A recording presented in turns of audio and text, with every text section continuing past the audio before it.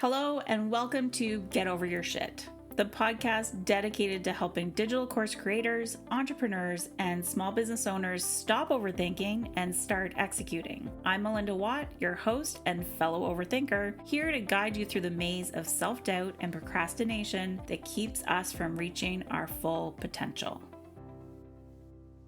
Today we're diving into a topic that's going to set you free if you're ready for it. Mind you, this can take a lot of work and many years of working through it, but one small step at a time. We're talking about quitting the people-pleasing habit once and for all so you can start showing up authentically and confidently and start living a life that's actually yours. Let's be real.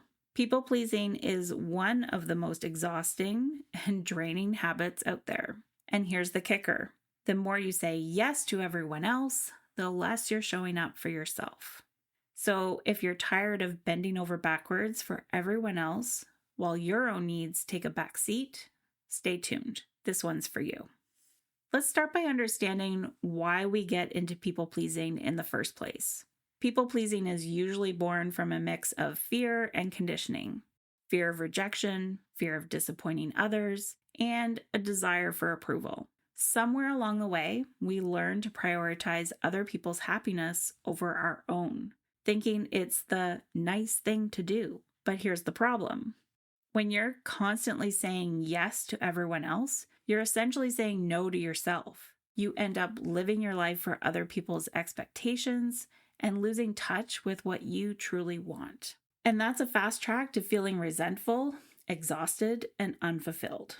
Trust me, I am speaking from experience here. Now, let's talk about the real cost of people-pleasing, because it's not just a harmless habit. When you're always putting others first, you're sacrificing your own time, energy, and mental health. You're telling yourself, consciously or not, that everyone else's needs matter more than yours. And let me tell you, that's not true. The more you put everyone else's needs before your own, the more disconnected you become from who you are and what you want. And over time, that eats away at your confidence and your self-worth. You start to wonder, what about me?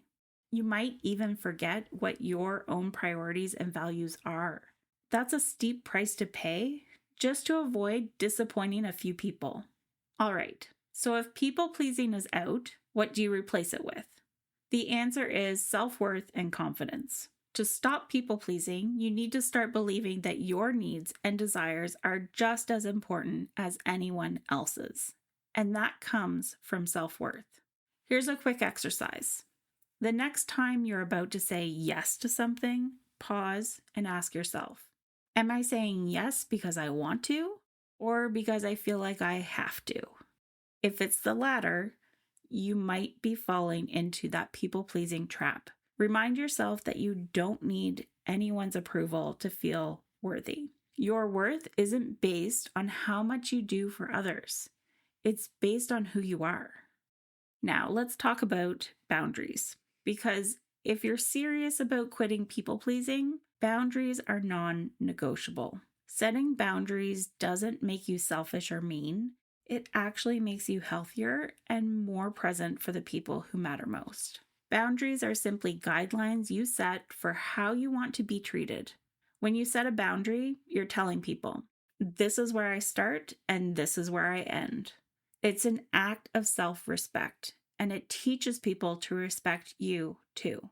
And if someone doesn't respect your boundary, that's not a reflection on you. That's a reflection on them. Here's a simple boundary setting formula to start using. I'm not available for X, but I'm available for Y. For example, I'm not available for last-minute meetings, but I'm happy to schedule a time in advance. This lets you set a clear boundary while offering an alternative that works for you. It's firm, it's respectful, and it reinforces your worth. So here's the takeaway from today's episode. Quitting people-pleasing is one of the most powerful things you can do to reclaim your energy, your confidence, and your authenticity. Remember, every time you say yes to someone else, Make sure you're not saying no to yourself.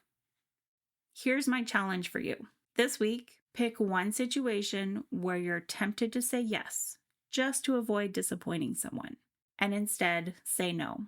Set that boundary and notice how it feels to show up for yourself. You might be surprised at how empowering it is to put yourself first. Thank you for tuning in to this episode of Get Over Your Shit. If you found this helpful, be sure to subscribe, share this episode with a fellow overthinker, and leave a review. Your feedback helps the podcast grow and reach more people who need to hear this message. Until next time, remember, progress over perfection. You've got this.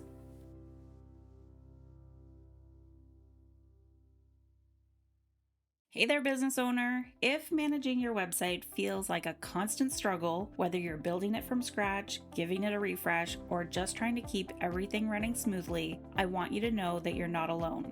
I'm your WP confidant, and I'm here to help. As your WP confidant, I understand that your website is more than just a digital space. It's the heart of your business. That's why I'm dedicated to guiding women entrepreneurs like you through every step of the process. From choosing the right tools to simplify all the tech stuff, I'll make sure your WordPress website not only looks beautiful, but works beautifully, supporting your goals and connecting with your customers. I know how overwhelming tech can be, but my promise is to take that stress off your plate. You'll get personalized, one-on-one support directly from me, someone who truly understands your vision and is committed to bringing it to life just as much as you are. So, if you're ready to leave the confusion behind and finally have a website that feels as authentic and powerful as your business, head over to yourwpconfidant.com and book a consultation with me today. I'm here to guide you every step of the way, and I can't wait to see what we create together.